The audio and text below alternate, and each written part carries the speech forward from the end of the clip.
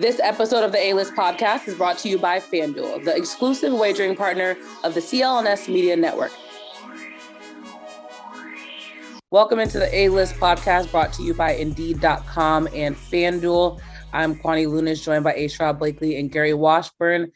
Guys, can you believe we're only 2 games away from the end of the regular season? 3 words for you, Kwani. 3 words for you. Thank you, Jesus. I'm ready for this regular season to be over with. Let's get to the games that matter, which is the playoffs. I'm ready. I am ready. I don't know if the Celtics are, but I'm ready. Gary, have you processed yet? Yeah, I mean,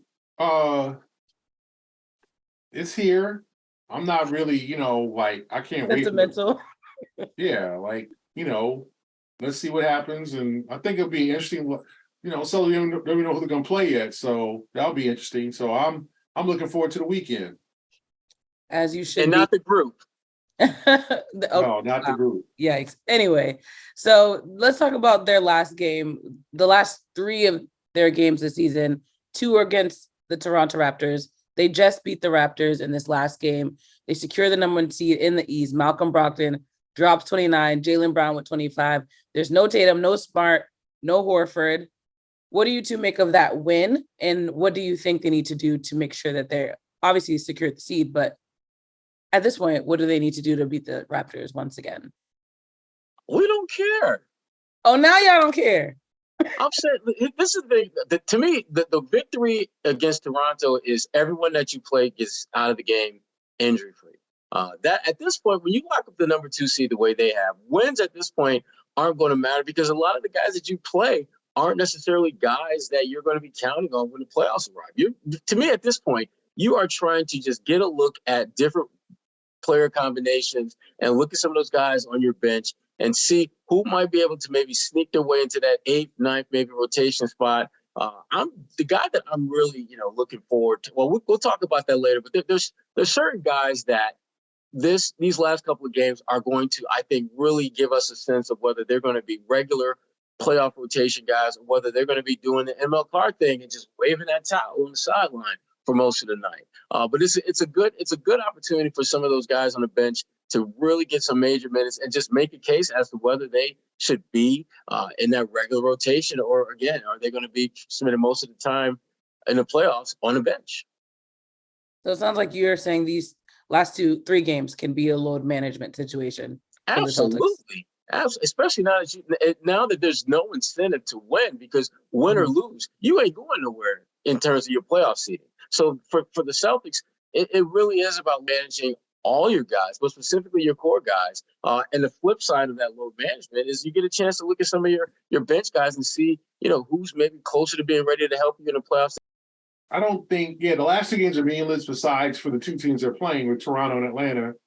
I mean, Toronto is a small chance that they can get up to the 8th seed, but they're likely going to host Chicago in the play-in game. Atlanta is going to be trying to get to the 7th seed to try to host that play-in game, potentially against Miami. So there's something to play for the other 2 teams that they're playing. But I also think you got to give guys some rest. It sounds like, considering the injury report, that tomorrow they're going to play Brown and Tatum. We're not listening to the injury report. They'll probably give Brogdon a day off. Smart was really hurt. He had trouble even putting on his shirt and his jacket, his pullover sweater on against the Sixers. He needed help. So Smart's injury is real, the neck injury. And I think they're just going to rest guys. They'll probably split games.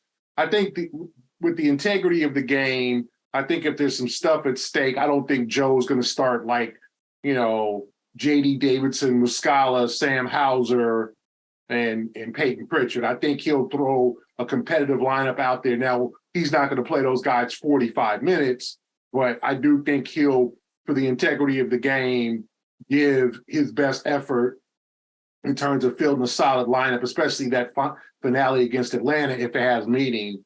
But obviously the Celtics, I asked them this week, hey, Joe, if it's meaningful for other teams, what is your approach? He goes, well, I want to win.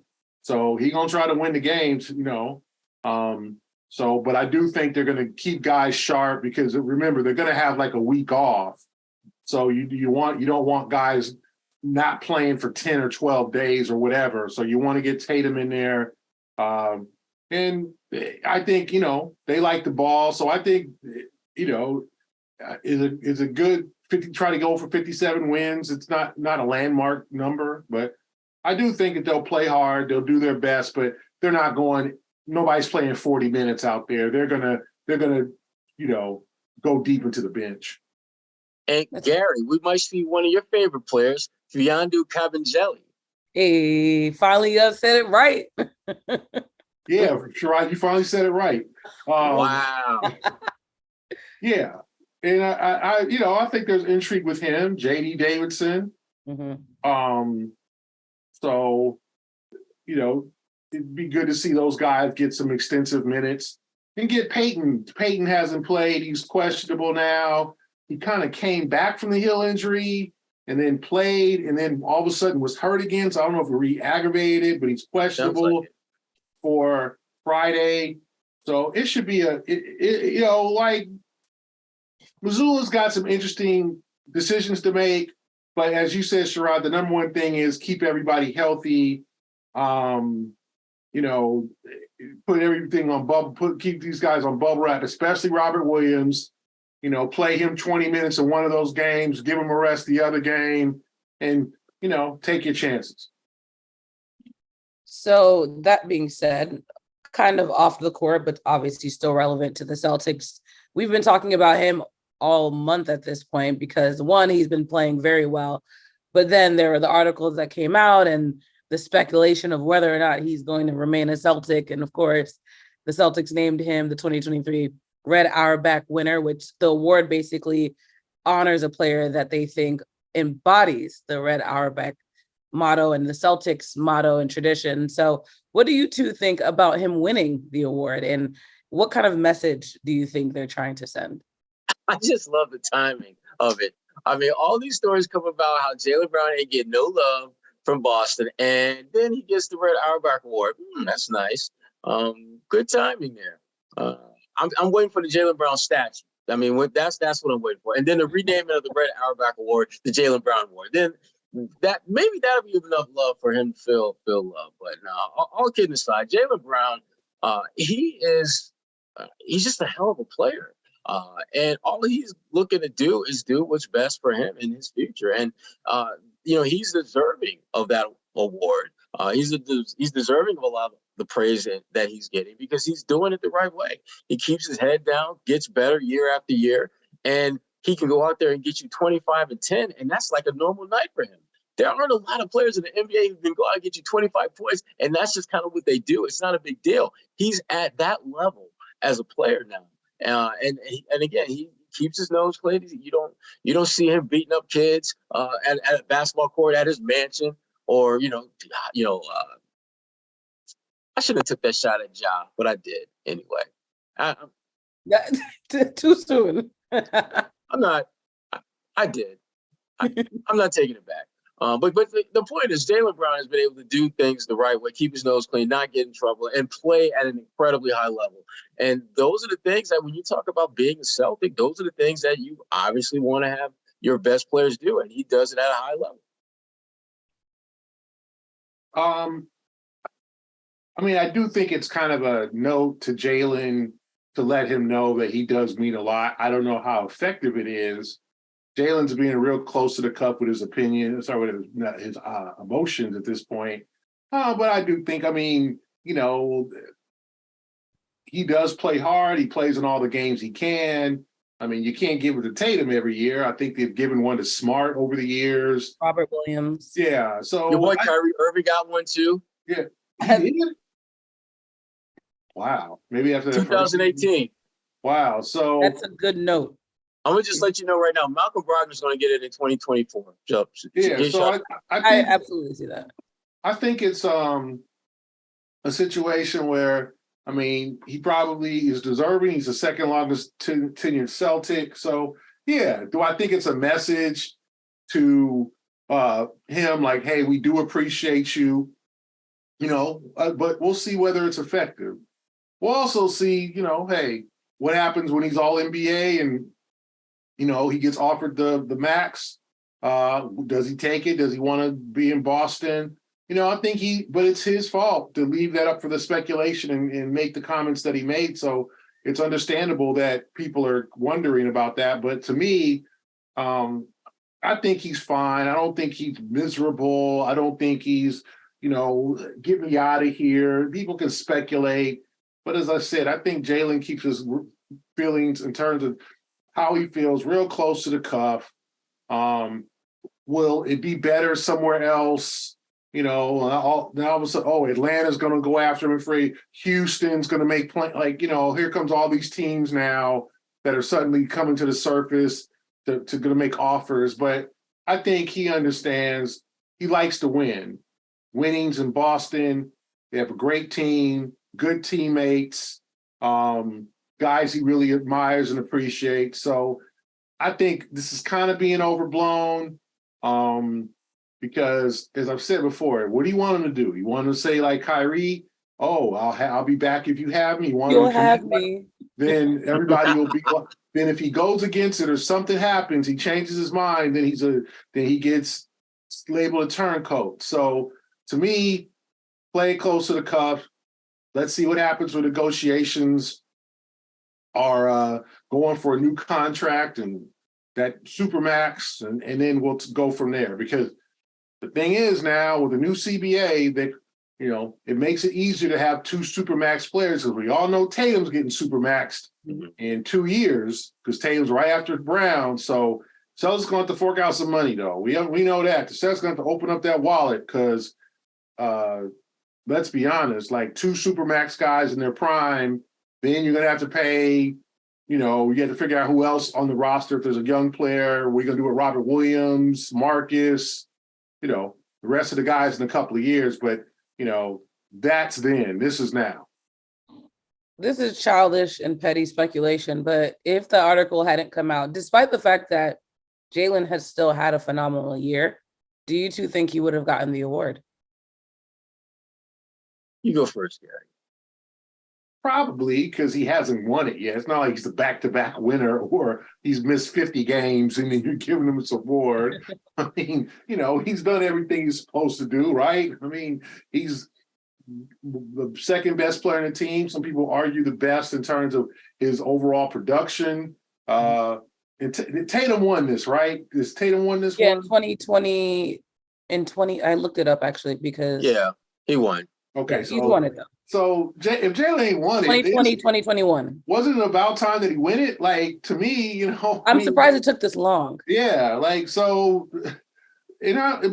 let's be honest, has Jaylen ever been about awards? Like, I asked Jaylen, a couple weeks ago about at All-Star Weekend when he appeared on stage with Dr. J and Kareem, and he didn't seem fazed. Like, it wasn't like he was smiling, oh my God, and that was nothing to do with the Celtics. That was just like they were memorializing Bill Russell. They were telling, and there's Jaylen on the stage at the Legends brunch, the day of the All-Star game, the morning of the All-Star game, and he did not seem fazed. That's his persona, though. He's pretty. Yeah, it's hard to tell what excites him, and I just think. What excites Jaylen? Do we know? Winning. We know Jason. Jason's a dad. Jason justice for Black people. Huh? I said justice for Black folks. Yes, exactly. Jason, we know being a dad. Playing golf, being with his son. Obviously, the commercials he's on. Pringles, JP Jordan ones. Jason is pretty open guy. Jaylen, we don't know what makes him happy. And I think that's the way he wants it. And that's fine to me. So it's hard to, I just think all these speculations are kind of ridiculous because we don't really know what he's thinking. People are just trying so hard to read. Got people that have not been around him, do not know him, it's like trying to read everything and figure it out. And to me, he's hard to read. We do not know what makes him happy. Do we know what city he'd want to play in? Do y'all know what's the best? LA, New York? Atlanta, has he ever clamored to go home? You know what I'm No. saying? Yeah, yeah. Like Jason, as I said before, if they had an expansion team in St. Louis, Jason would want to play In a for heartbeat. Yeah, Number one draft pick. Jason would want to play for the St. Louis whatevers, right? The St. Louis, you know, I don't know, the basketball Cardinals, right? He would want to play and go home.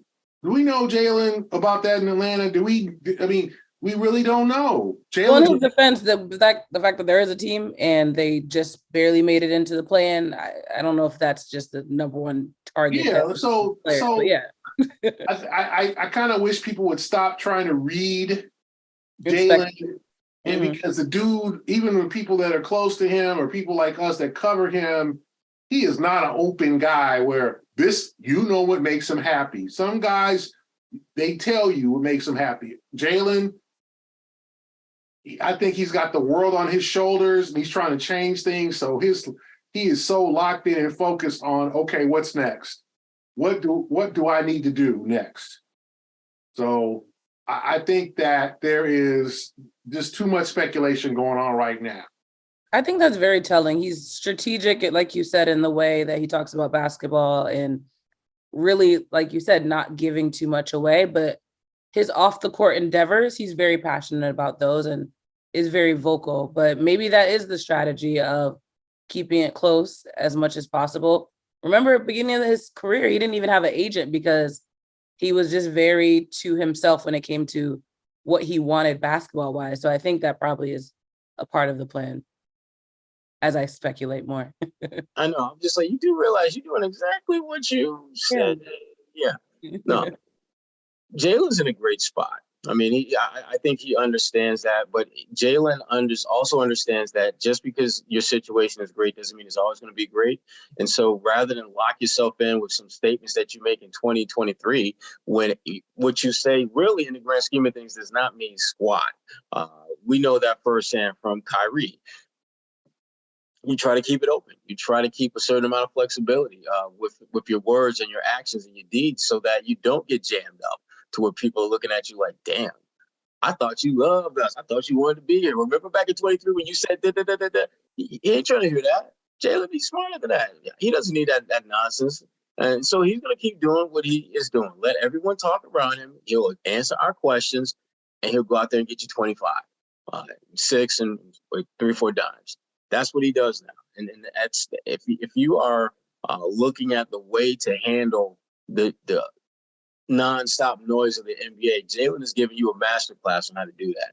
You just simply go out there, do what you're supposed to do, and answer the questions and keep moving. Don't get bogged down with details. Even when people ask you questions that are just asinine and silly and just downright just bad questions, deal with them foolish questions and keep it moving. Before we move on and talk about the playoffs, let's talk about baseball. Yes, you heard me right. Grand slams, no-hitters, and double plays are back, and there's no better place to get in on the MLB action than with FanDuel, America's #1 sportsbook and official partner of Major League Baseball. And new customers in Massachusetts can get in on all the action with $200 in bonus bets guaranteed when you place your first $5 bet. Just sign up at FanDuel.com/Boston. Finally, you can bet on all your favorite sports, from money line to point spreads to player props and so much more. We've been talking about the FanDuel app for the past few weeks now, and I actually just downloaded it. Can guarantee that it's bet now, obviously safe, secure, and also super easy to use the app and place your safe bet. So don't miss a chance to get $200 in bonus bets, win or lose. Visit FanDuel.com/Boston and make every moment more with FanDuel, the official partner of Major League Baseball. All right, back to basketball. The Celtics are obviously, like we said, locked in on that #2 seed. Who is your safe bet in the play in the last 2 games? Because as we know, a lot of people are going to be managing their loads. No question. Gary's managing their loads. Okay. Load management. I just swapped the words. See, I was going to let it go, Kwani. I was going to let you go. Exactly. Our Gary's producer not- said pause. Gary's not going to let it go. Gary's going to go to the gutter with that one. I see what you're doing. It'd be like that sometimes. It does. It does. It does. Like J. Cole said, Mama says it'd be some days like this. Go Days ahead, like Sherrod. this. Answer that question, Sherrod. Right. So much for How the they gonna pause. manage- Who's going to manage their loads? Listen, the safe bet to play is Grant Williams. I think he is the one guy who truly has something to prove in these last couple games. Because right now, I'm not sold on Grant having a definitive spot in their player rotation. I can easily see him, depending on who they play, not posting some DMP CDs in the playoffs. So I think he's the one guy that really has to, and he's going to get an opportunity, I believe, to solidify or at least make it more solid, his role in this team's rotation. Because Grant, I've said this repeatedly, and I'm going to keep saying it, Grant's going to win them a playoff game. He's going to play well enough to where when you start to dissect all the factors that went into success and went into winning a particular playoff game, Grant's play is going to stand out at least one night in the postseason. So for me, Grant Williams is my safe bet to play, and I think play well in these last couple games. Yeah, I think the player. I think you want to get some good performances, or just a solid performance in one of the two games out of Al Horford and Robert Williams. Just keep them sharp and fresh. I'd like to see more out of Sam Hauser. I thought that he got an opportunity to start, and I think defensively he was actually very good. Yeah, 3 steals against the Raptors but missed a lot of open looks. Like that was the Hauser that we saw in like January. Like I don't know what his role would be like in the playoffs. There are some people, he won't play. He'll be, but I think he could be an asset with his ability to hit open shots. But he's got to hit open shots. And I think he was 1 for 7 against the Raptors, and he missed a lot of open looks. And I'd like to see Sam have a nice, confident breakout game where he, is hitting 3-4 threes. He was 1 for 8 against the Raptors. 3 points. He was a plus 11. Sorry, he was listed with 2 steals. I thought he had 2 steals. And so he played solid defense, 6 rebounds, 4 assists. So, in the block shot. So he had a solid game other than shooting. And my whole thing is I need to see more from Sam to get. And then Mike Muscala, I want to see him break. He had a kind of a breakout game. He's been not very good since he's been with the Celtics, missing a lot of shots. I'd like to see him also have another good game. 3 3-pointers against the Raptors. So I'd like to see those 2 guys break out. And for me, that's all I think that's all they need. I think Grant's going to be Grant. Grant's got, I think he's less than 50% from the free throw line since the 2 misses against Cleveland. So I think he's got the yips a little bit there. He missed his 2 attempts last night. He was 1 for 5. He had 2 points in 18 minutes. So Sherrod is right. I'd like to see more out of Grant. But other than that, I just need to see guys get rest. I want everyone in the last to have a good 20, 25-minute stretch, then take it and give it a rest. And we'll see what happens, whether that last game against Atlanta means something. And it's interesting, ESPN has now picked up that game, so I guess that might be the most significant game of the most meaningful game of the early games, because now everybody is either playing at 1 o'clock or 3:30, so people don't look at the scoreboard and go, oh, such and such lost, so now we don't have to play our starters or whatever. People won't have any competitive advantage, because it used to be in the old days, like 5 years ago, some teams is playing at 1, some teams are playing at 7:30. Now they line them up all at one time for the Eastern games and one time for the West Coast games. So, obviously ESPN somehow thinks this Atlanta-Boston game is important because they wouldn't have it nationally.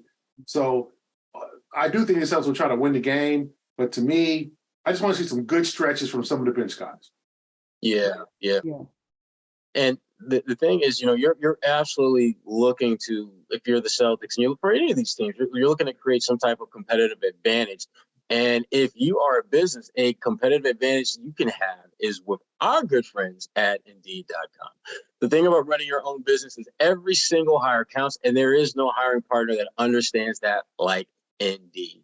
It's a hiring platform where you can attract, interview, and hire all in one place. You don't need to spend hours on multiple job sites looking for candidates with the right skills when you can do it all with Indeed. You can find top talent fast with Indeed's suite of powerful hiring tools like matching, assessments, and virtual interviews. You hate waiting? I know I do. Indeed's U.S. data shows over 80% of Indeed employers find quality candidates whose resumes on Indeed match their job description the moment they sponsor a job. So again, candidates you invite to apply through the instant match are 3 times more likely to apply to your job than candidates who only see it in search, according to U.S. Indeed data. With Indeed matching, as soon as you sponsor a post, you get a short list of quality candidates whose resumes on Indeed match your job description. Boom! It's a hiring at warp speed. So again, Indeed knows when you're growing your own business, you have to make every dollar count. That's why with Indeed, you only pay for quality applications that match your must-have job requirements. Visit Indeed.com/A-list to start hiring now. Just go to Indeed.com/A-list. Indeed.com/A-list. Terms and conditions apply.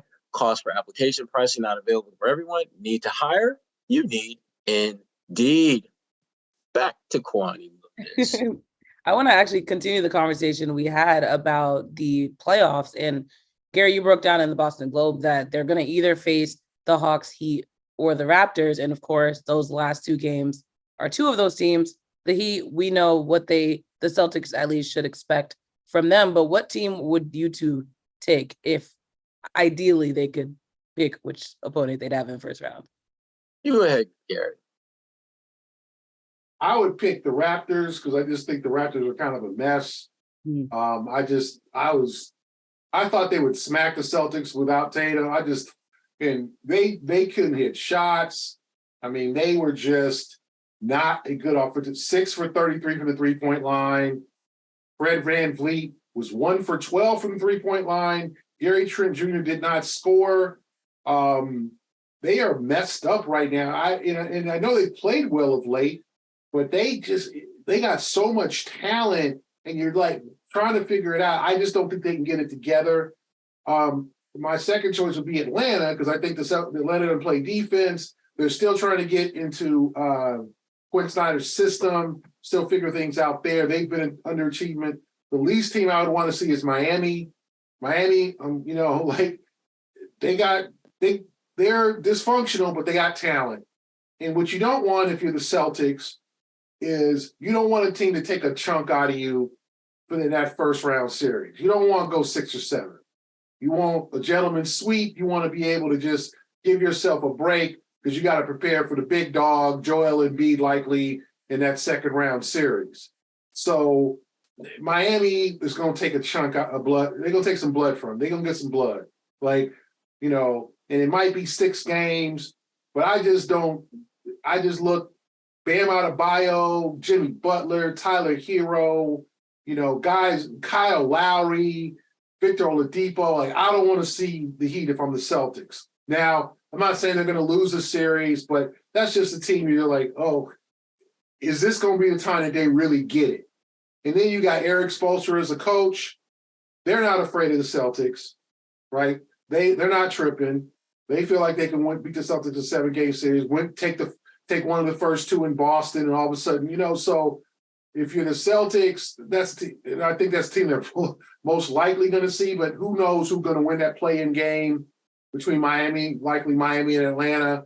But that's a team I would at least want to see because of their potential. They've underachieved all year, but you look at their roster, they're talented. They just can't score like they used to, but I don't want to – any team with Jimmy Butler, that dude's a dog. I mean, he's the definition of a dog, and I don't want to see, if I'm the Celtics, Jimmy Butler for 6-7 games.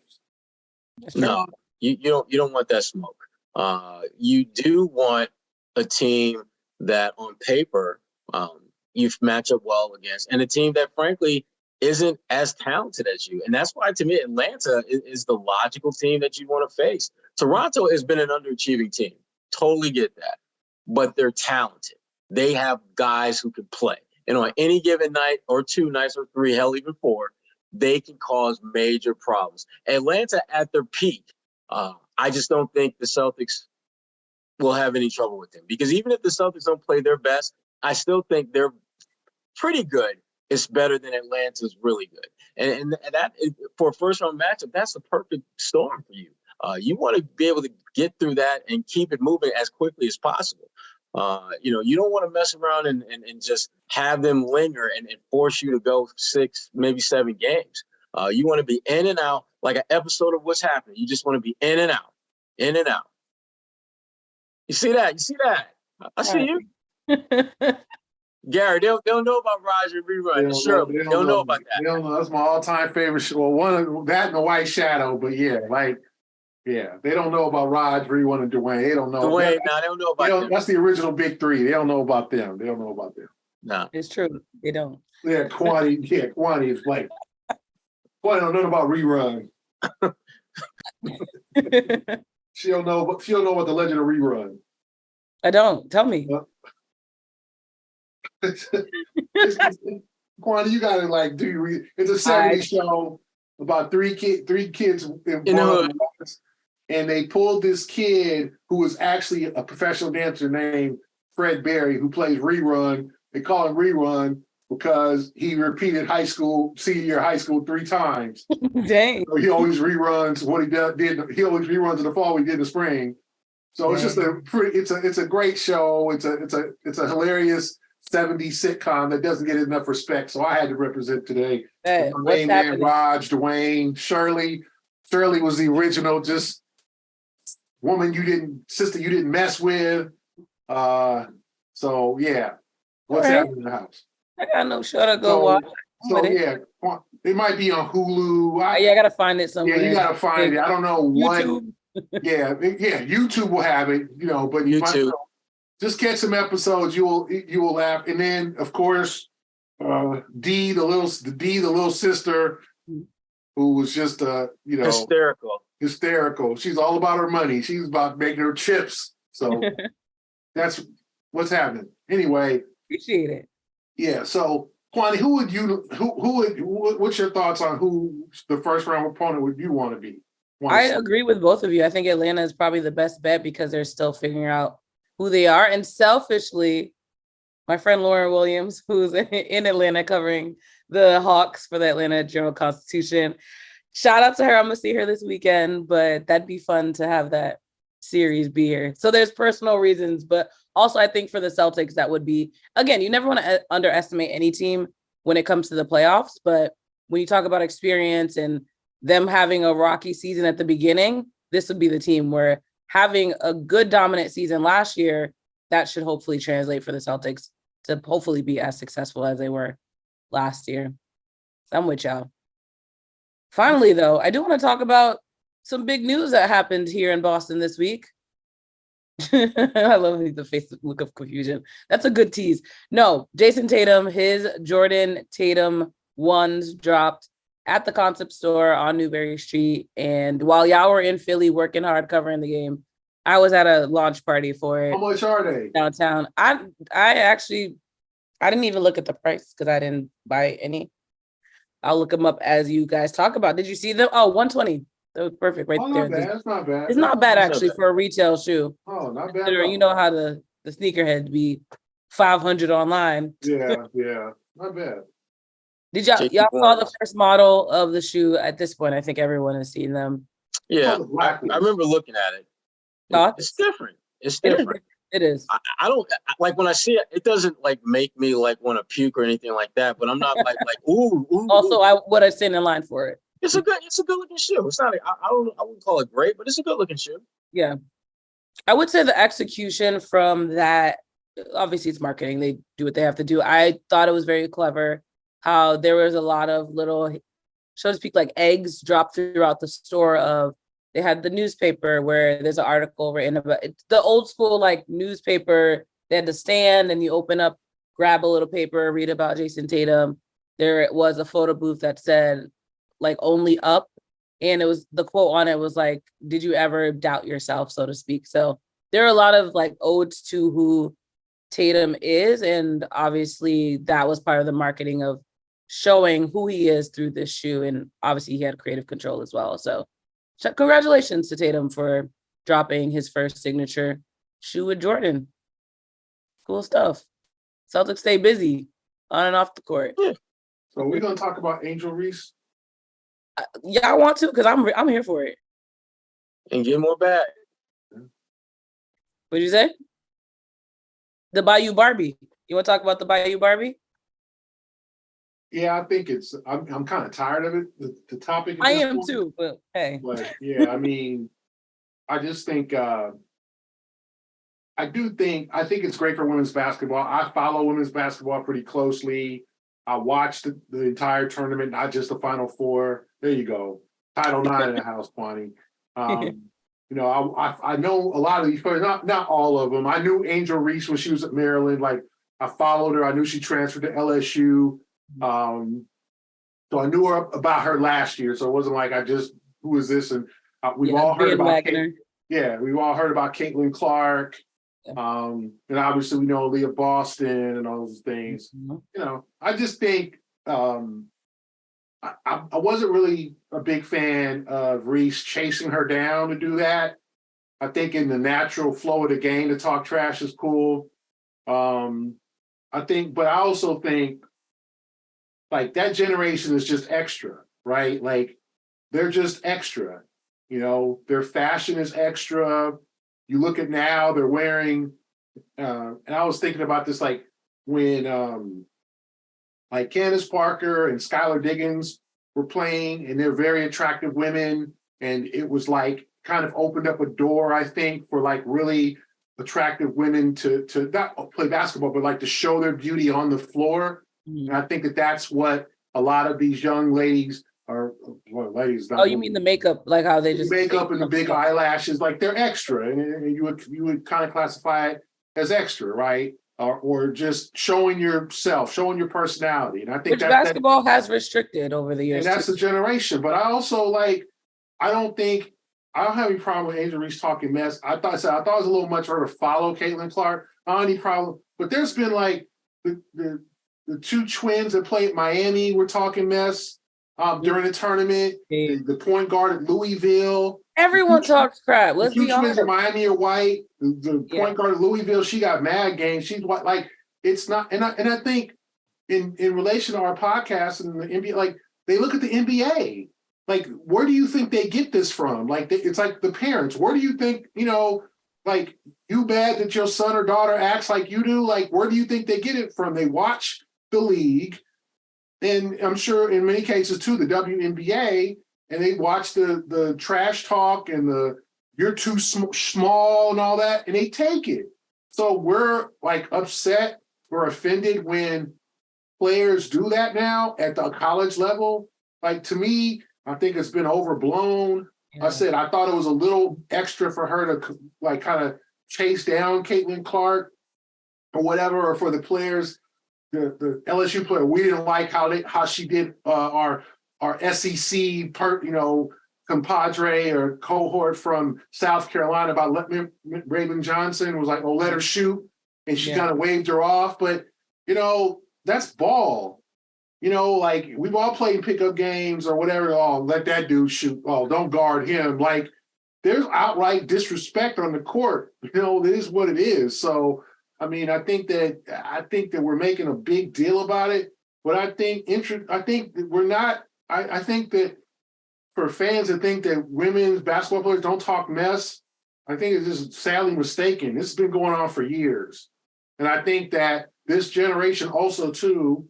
And it's funny, like Kwani now, it's like you're the OG, you're like, wow, you're like it's funny. Everybody is somebody's OG. Remember that. For sure. Everybody's somebody's like, wow, you old. But that this generation is just extra. Like their social media, now there's an NIL. I mean, how much money Angel has made in the last They week? can make more in college than in the He's league. literally selling her jerseys. Literally, where Sherrod and I were talking about. She hit 1 million followers in about a week.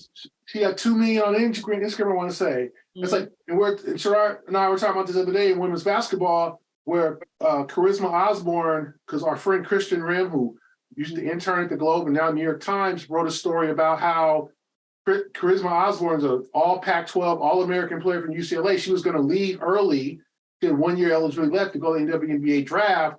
And a WNBA coach told her coach, like, why would she come here when she can get NIL money, have her a trainer, paid for, a chef, all of that, travel in nice, and stay in nice hotels. Why would she come to the WNBA and travel on Southwest or travel, like, why would she? Virtual, yeah. Yeah, like, why would she do that and have trouble making the roster because the WNBA rosters are not all full. So some of these first round picks are getting released. So you're giving these young women the amenity, the opportunity to make money, to sell themselves.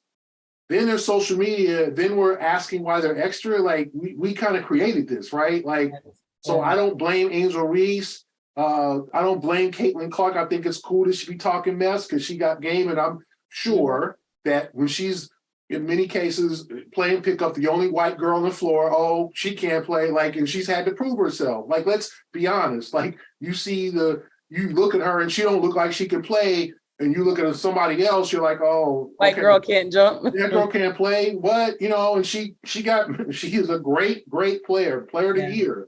So I'm sure to get to that level, you've got to have a certain amount of braggadocio, right? So I think we're making too big of a deal about it in terms of like jumping on Angel Reese or whatever. But I also think we have kind of created this, and those players look at the NBA, and the NBA are the biggest trash talkers in all of professional sports because they don't wear helmets. You can't see trash. You couldn't see Tom Brady talking trash, although he was talking trash or whatever. You'd have to see them, like, you couldn't hear the words. You'd have to look at them and, I think he's talking trash to that linebacker, or whatever. The NBA, we all see it. Then we wonder why young players. I remember once I was at a Marcus Smart's little basketball camp in Brandeis, like several years ago. And this little young guy, might have been 7 or 8 years old, dribbled down the court, did a spinning layup, and then ran down the court and did the James Harden blender thing. And I was like, oh my God, you know what I'm saying? Like I stirred you up, or what's the ref? Yeah, like did the blend. In the blender. Yeah. He did a coast-to-coast layup, flipped it in, and walked down the court doing it. Like, where do you think he got that from? You know what I'm saying? Like, the league, the NBA. So, we can't be surprised that these young folks are doing that. And I think it's fine as long as it doesn't get, classless or over the top or whatever. Like, but is there, I think the line, I don't know what Sherrod thinks about it, the line of being a good sport has been blurred for years. You know what I'm saying? It's been blurry. It used to be you don't talk trash, you just play, you congratulate your opponent for a good game. Like, now it's different. Well, here's my take, and I promise I won't be too long about this. First of all, I wrote about this for ebony.com today. It's out there right now. And I ain't gonna take too long. I'm gonna plug my story. I ain't gonna take too long, but I got enough time for that. But here's the issue that I have with just the entire discussion and conversation about this. We're focused on the act, and we're ignoring the fact that there was a clear and undeniable double standard that was in play. We're ignoring the fact that there's a clear and undeniable level of misogyny going on here. Mm-hmm.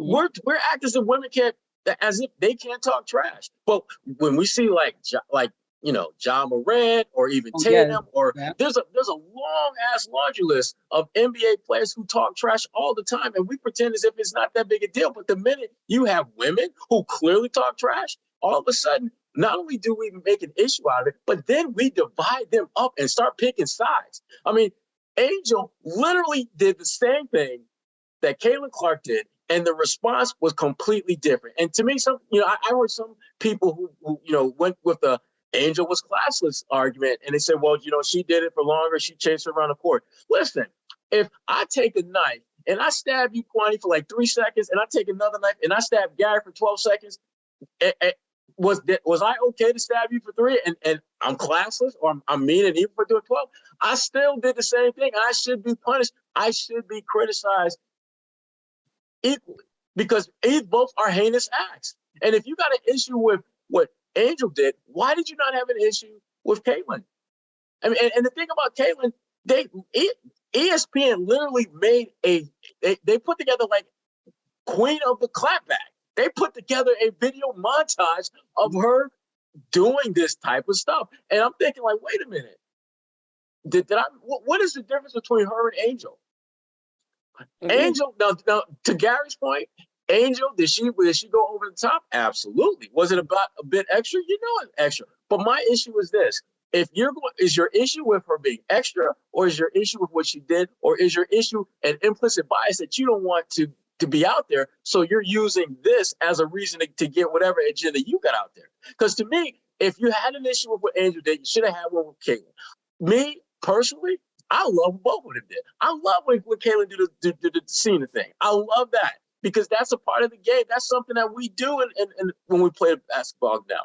And again, the racism, the sexism, and the misogyny that is part of this whole conversation that nobody wants to touch, you can't actually look at this and not see that. I don't know how you can not see that. I don't know how you can not see the fact that we have a certain comfort level with men doing the same damn thing that we're making this big ass argument and stink about with Angel and Caitlin, and it's BS. So anyway, I'm done. Yeah, I agree. I want to read one quote from Caitlin where she said she should never be criticized for what she did. I'm just one that competes, and she competed. I'm a big fan of hers. And she basically acknowledged, as women, we can talk crap when we're playing basketball as well. Yes. But I also found this old tweet from Angel Reese, and she kind of reiterated that recently. But it said, I'm too hood, I'm too ghetto. I don't fit the narrative, and I'm okay with that. I'm from Baltimore, where you hoop outside and talk trash. If it was a boy, y'all would be saying none about it. If it was a boy, Kwani, if it was a boy, he'd have a new NIL deal. In facts. He'd have a Gatorade commercial. Absolutely. So she said, let's normalize women showing passion for the game instead of it being embarrassing. Mind you, this tweet was January 20th, 2023. So that was a few months ago, but clearly very insightful when you talk about women. And Jill Biden was another part of that story. She said that she wanted to invite Caitlin Clark to the White House, which I leaned on Jill a little bit in my column too. Okay, good. I Because got it was giving participation trophy, and we don't do that. We don't do participation trophy, especially for women. We all appreciate Caitlin Clark. I mean, let's be honest. Like, Iowa was not hardly as talented as LSU or South Carolina. It was an amazing run. I mean, Iowa, and it sounds bad. Iowa team, I think that might have had 1 or 2 black players. I think there's a biracial young lady, woman on the floor. But it was just so drastic. So opposite. Some girls were singing High School Musical in the locker room while the LSU we was don't singing. Talk about and then we give Kim Mulkey all this. Like, I think she's a great coach. But you talking about extra? Look at your coach. She made the whole thing about her. Like, oh my, like, you look at her. You want to know what the players do, and you looking at the coach and being like, well, there's your answer. Mm-hmm. Him wearing sequin. I don't know what was she wore for the championship game, Kwani. Maybe you could tell me what that that's called. The leopard sequins. Yeah. Yeah, that was that was a lot.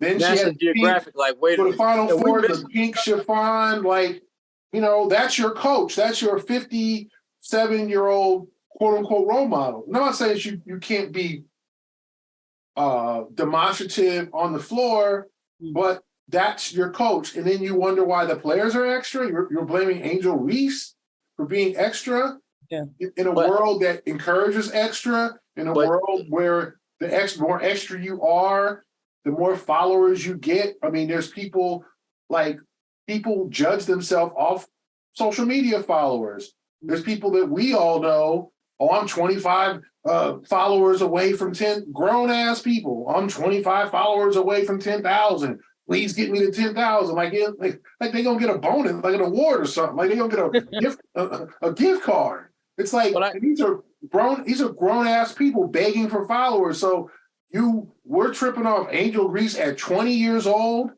Like her third year, she missed most of her first year. She just finished her second full year of college. We're blaming her because she's judging. She wants to get followers. She knows if she's quiet and like a librarian, no one's paying attention to her. She's not getting followers. She's not getting attention. She's not getting NIL. She's not selling her jersey.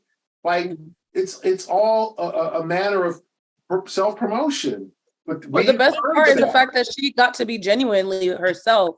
And why it stood out, because a lot of players don't do that. And right. That's why I think that's who she is. I remember watching her last year in Maryland and being like, oh wow, that's like she was a baller there. And then she just kind of bolted to LSU, and then she even became and the key quote I saw was I transferred out, went to LSU because I wanted somebody to accept me for me and I could be unapologetically who I am. Yeah. I think that's interesting considering Kim Mulkey didn't really have that same philosophy for Brittany Griner more than a decade ago at Baylor. So I think it's interesting. I mean, that's an interesting, question because, she hasn't spoken to Brittany Griner. She didn't really support Brittany Griner when she was detained in Russia or whatever, but we kind of forgive that. But I just think we can't blame our young people for being extra when we encourage extra. And I think Angel should be unapologetically herself. We all have to, monitor our behavior in terms of, okay, is this cool? You might not want to get over the top or chase somebody down. You got the dub. You got to celebrate with your teammates. You got the dub. Now doing this is fine, but chasing them down, really, I got my, Caitlin Clark did her best. Now, Caitlin Clark maybe during the game told her something that we don't know, or made a remark, are you trash, or are we going to win, or are we the better team? Then okay, I can see her doing that. And maybe that's what happened, but we can't be upset because she's unapologetically herself and she's brash, and we encourage brash. But Gary, I don't think that people in the Black community are upset at Angel Reese. In fact, they respect the fact that she's unapologetically who she is. The issue to me comes back to the level of misogyny that exists in this conversation. And when I say this conversation, I'm talking about the widespread talk about Angel and Caitlin. The fact that they committed similar acts yet were treated differently. The fact that both, I think, are extra, and yet one is glorified for being extra, Caitlin, and the other one is vilified for being extra. And that's the problem. If we had just a consistent, and by we, I'm talking about society in general, had a consistent view and approach to how these two female athletes approach the game and just say, damn, they're both extra, they're both over the top, but damn, they're really good players. If that were the consistent narrative, then we would have an issue. But you've got people who are just creating this divide in how they view these two athletes. And frankly, it's BS. I mean, the first lady did that. I mean, do you honestly think that if Iowa would have won that game, she would have said, well, out of sportsmanship, we should have them both at the White House? Absolutely not. No. And that is the, again, those are the type of like microaggression, below the surface, BS things that Black women, to be candid, have been dealing with for years. And you can even take it off the basketball court and get into just the economics of it, where Black women make 64 cents on the dollar compared to white non-Hispanic men. And you can just go on and on and on and on with the data. And bottom line is this: they aren't looking for preferential treatment. They just want to be treated the same. They want to be criticized the same. They want to be glorified the same. They want to be vilified the same. But we, for whatever reason, our society have trouble doing that. And that, to me, is the issue. That, to me, is the problem. The fact that she did one of these joints and chased Caitlin around, to me, that's just a microcosm of a much larger issue that's at play here. I'm surprised John Cena didn't say anything about any of this. I'm not. I'm not surprised. He said something initially, and then he just said, "I'm staying out of this." And then he I'm gonna mind my business. He's like, "You don't see me." And I don't see y'all. I don't see y'all. Exactly. I ain't mad at him. That note, I think it's time for us to wrap up this episode of A-List Podcast. I think by the time we reconvene, the regular season would have been over. So that would be fun. We'll be previewing the playoffs. And of course, we'll be here all throughout that, all the way till June and beyond. For Sherrod Blakely and Gary Washburn, I'm Kwani Lunis. This is the A-List Podcast. Thank you so much for listening. And don't forget to manage your loads. Keep it in.